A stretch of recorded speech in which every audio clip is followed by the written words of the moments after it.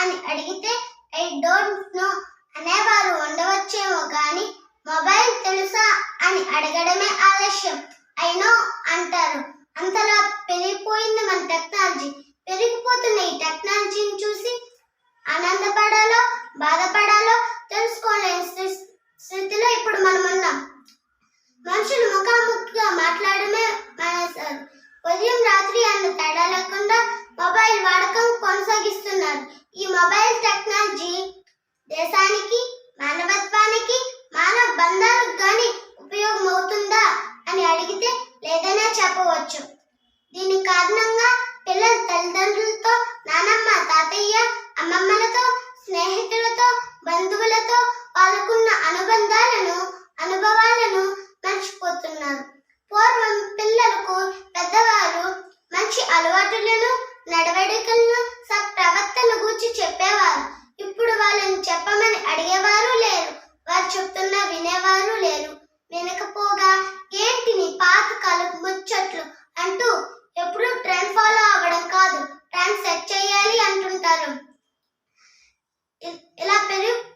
ఇలా పెరుగుతున్న ఈ టెక్నాలజీ ద్వారా భార్య భర్తల మధ్య, అక్క చెల్లెళ్ళ మధ్య, అన్న తమ్ముళ్ళ మధ్య దూరం పెరిగిపోవడమే కాకుండా అబద్ధాలకు కూడా దారితీస్తున్నాయి. వాట్సాప్, ఫేస్బుక్, యూట్యూబ్ అంటూ ఉదయం నుండి రాత్రి వరకు వీటితోనే నాశనం చేస్తున్నారు. అందుకే దేవుడు భవిష్యత్ తెలిగిన వాడు కనుక ముందుగానే చెప్పారు.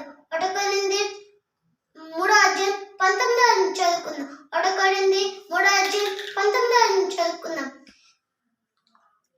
ఈలో జ్ఞానం వెర్రితనంగా చెప్పారు. పూర్వం ఎంత తెలివిగలవాడికైనా ఎలక్కాయ అంత వెర్రి ఉంటుందన్న సామెత ఉండేది. ఇప్పుడు ఎలక్కాయ అంత వెర్రి కాస్త గుమ్మడికాయ అంత గుడ్డితనంగా మారిపోయింది. ఈ రోజుల్లో ఒకరు ఒక మాట చెప్తే దానిని ఇంకొకరు వినకపోవడమే కాక వారిని అపహసించడం కూడా మనం చూస్తూనే ఉన్నాము. వారిని ధైర్యంగా ఎదిరించలేక వాట్సాప్, ఫేస్బుక్, యూట్యూబ్ల రూపంలో హేళన చేస్తున్నారు. సామెతలు 9వ అధ్యాయం 7 చదువుకుందాం. సామెతలు 9వ అధ్యాయం 7 చదువుకుందాం. వినుట వలన విశ్వాసం కలుగును. మొదట ఒకరు చెప్పే విషయాన్ని విని అవాస్తవాలను గ్రహించుకోవాలి. మన పరలోకపు తండ్రి మనకి ఇచ్చిన జ్ఞానాన్ని మన తండ్రిని సంతోషపరిచేదిగా ఉండాలని కోరుకుంటున్నాను. అందరికీ వందనాలు.